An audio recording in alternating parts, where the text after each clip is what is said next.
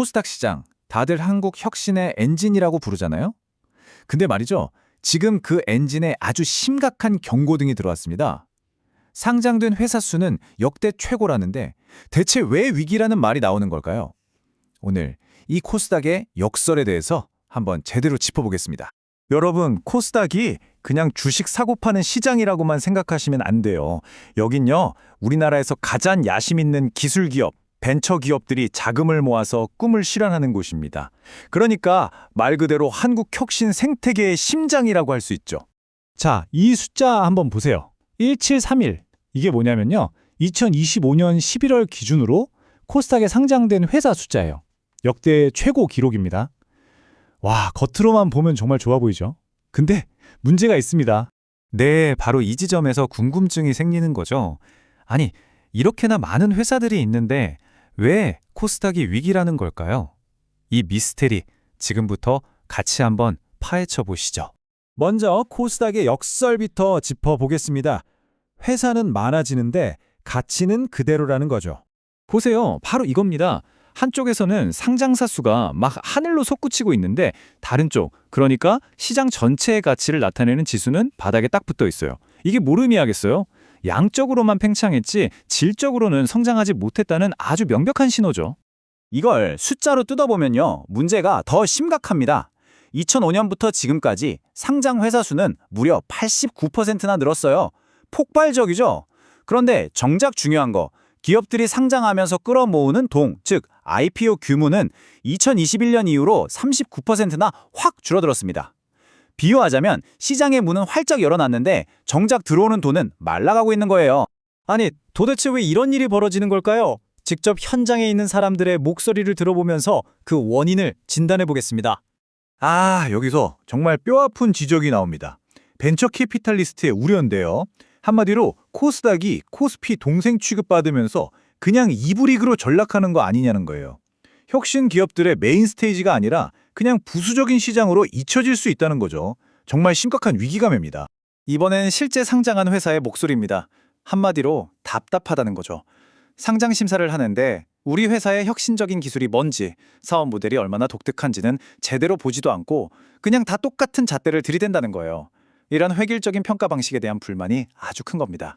자, 이건 IPO 주관사, 그러니까 증권사 쪽의 의견인데요. 이것도 정말 핵심을 찌릅니다. 지금 코스닥 시장 구조가 다산소사라는 거예요. 많이 태어나는데 죽는 기업은 거의 없다는 거죠.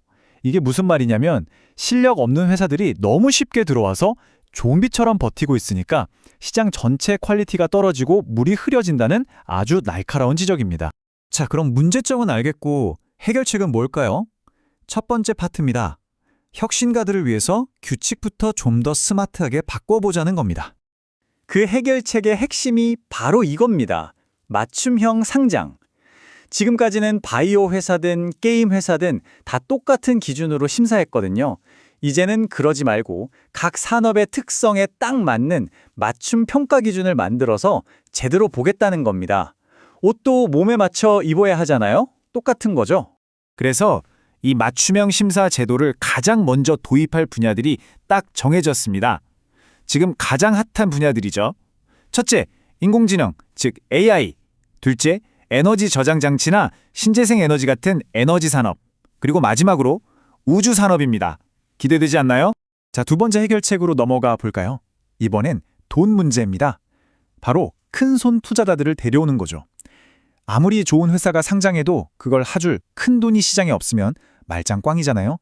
일단 긍정적인 신호는 있습니다. 이 코스닥 벤처펀드라는 게 있는데요. 코스닥 시장에 돈을 대주는 핵심 통로거든요.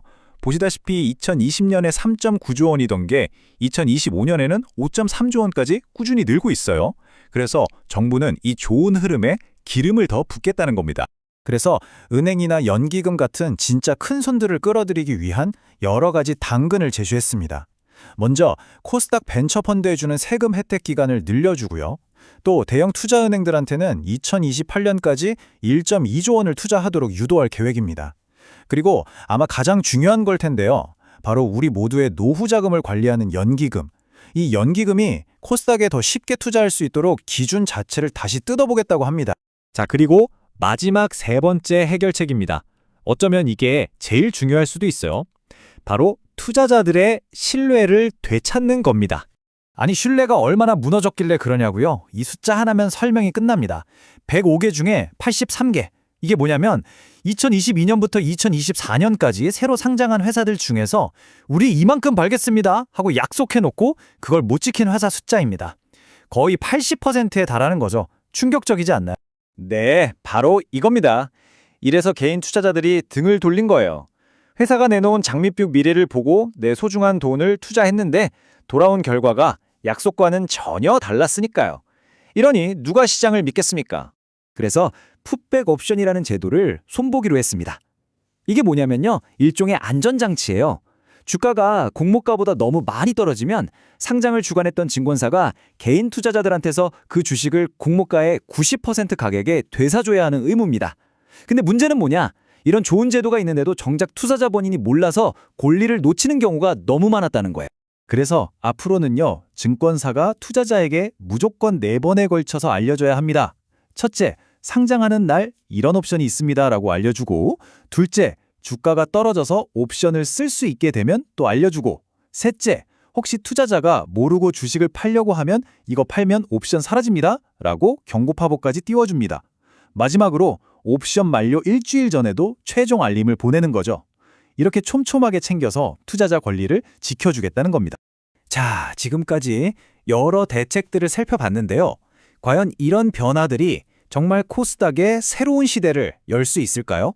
정리해보면 이번 계획의 핵심은 딱 3가지입니다. 첫째, 더 똑똑한 상장심사로 진짜 좋은 기업만 골라내고, 둘째, 연기금 같은 큰 손들을 시장으로 끌어들이고, 셋째, 개인 투자자들을 더 강력하게 보호하는 것. 이 3개의 기둥이 잘 서야겠죠. 결국 마지막 질문은 이거 하나입니다. 이번 대수술이 과연 코스닥의 오랜 병을 고치고 모두가 바라는 한국의 나스닥으로 거듭나게 할 수 있을까요? 꺼져가던 혁신의 엔진이 다시 힘차게 돌아갈 수 있을지, 그 결과는 이제 시장에 참여하는 우리 모두에게 달려 있습니다.